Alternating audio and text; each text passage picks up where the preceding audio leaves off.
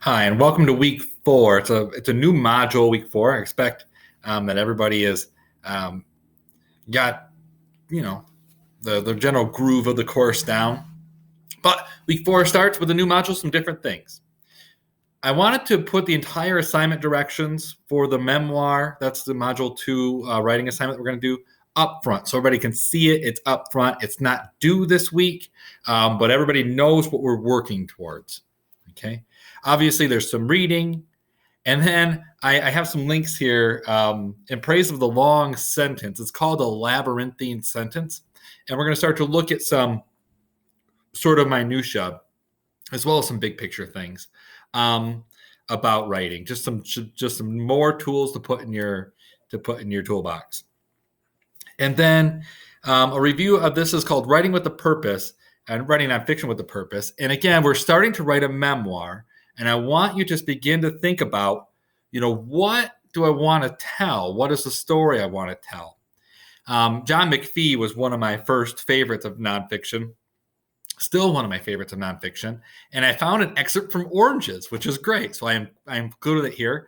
And I get a kick out of the guy's writing style. It's almost has nothing necessarily to do with me, but I can just relate on so many levels for whatever reason. And in fact, if I were to begin a big project, I would copy sort of John McPhee's style for what he wrote, and he would do these on all sorts of different topics. And I would do a food-themed one. But anyways, that's just me. And so this is the beginning. And obviously, discussion board. I want you to start thinking about short spans of time. This is really the key to this video. I want you to begin to think that you're not writing a book, okay? You might be writing a book, but even then you can't write a book all in one time. You got to write it a sentence at a time, and you got to write it a chapter at a time.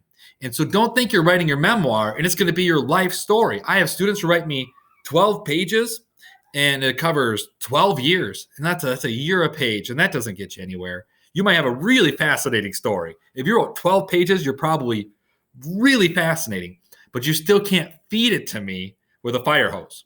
Okay, you've got to break it down into these little tiny sub stories, and you got to let them speak for themselves.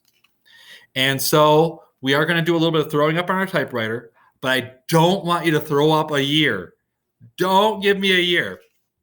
Give me 5 minutes. Give me a day, right? Give me dialogue.